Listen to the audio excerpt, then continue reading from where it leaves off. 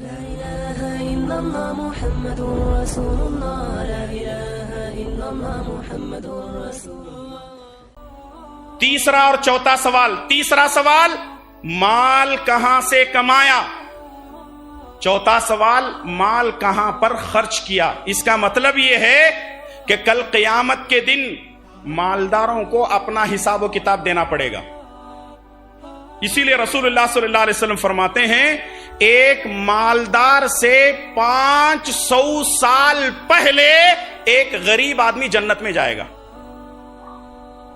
ایک مالدار سے ایک غریب آدمی 500 سال پہلے حساب و کتاب دے کر کے جنت میں چلا جائے گا. کیوں؟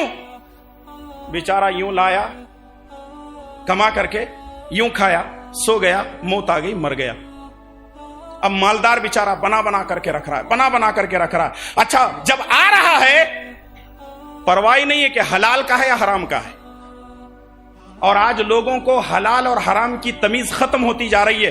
میں سمجھتا ہوں آج کے اس دور میں اگر کوئی آدمی کمائی حلال کی کھاتا ہے اس سے بڑا متقی اور پرہیزگار انسان آج کی دنیا میں کوئی نہیں. ایک نمبر کا عابد اور زاہد ہے اگر اس کی کمائی حلال کی ہے.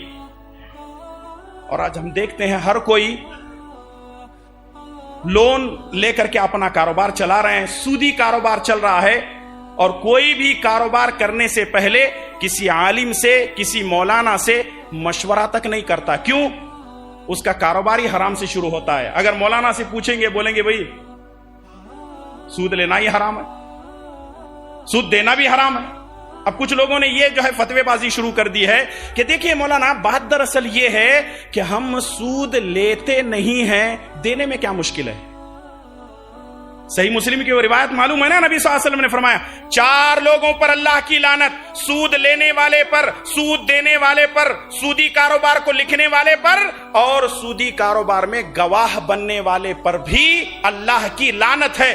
آپ کاروبار شروع کر رہے ہیں, اپنی جو گاڑی کمائی ہے حلال کی کمائی ہے اسی کمائی سے اپنا کاروبار شروع کرو. ورنہ اگر لون لے کر, فائنانس سے پیسہ لے کر, سودی کاروبار کے ذریعے سے اپنے کاروبار کو آگے بڑھاتے ہیں, اللہ کی رحمت اس لیے نہیں آئے گی کیونکہ تمہارا کام لعنت سے شروع ہوا ہے, اللہ کی رحمت نکل جائے گی.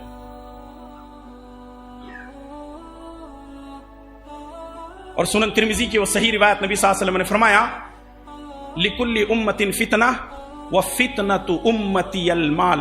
ہر امت کا ایک فتنہ رہا ہے, میری امت کا فتنہ مال ہے. مال, یہ امت مال کے فتنے میں تباہ ہو رہی ہے. اور مجھے معاف کیجئے گا لوگ آج مسجدوں اور مدرسوں کا مال نہیں چھوڑ رہے ہیں, میرا اور آپ کا چھوڑیں گے.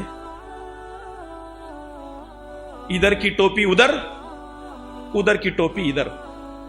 اور جو آدمی جتنا جھوٹ بولتا ہے مارکیٹ میں, کیا فنکار آدمی ہے, کیا کماتا ہے, کیا جھوٹ بولتا ہے. لعنت ہے ایسے آدمی کے اوپر جو اللہ رسول کی تعلیمات کے خلاف کام کرتا ہے. باتیں بہت ہیں. چوتھی بات سن لیجئے, مال حلال کما رہا ہے لیکن خرچ بھی حلال میں ہونا چاہیے. اور 5واں اور آخری سوال ہوگا عن علم ماذا عمل فیہ, کہ میں نے تجھے علم دیا تھا اس علم پر تو نے کتنا عمل کیا. پہلا سوال زندگی کے بارے میں, دوسرا سوال جوانی کے بارے میں, تیسرا سوال مال کہاں سے کمایا, چوتھا سوال مال کہاں پر خرچ کیا, اور 5واں سوال میں نے تجھے علم دیا تھا تو نے اس علم پر کتنا عمل کیا.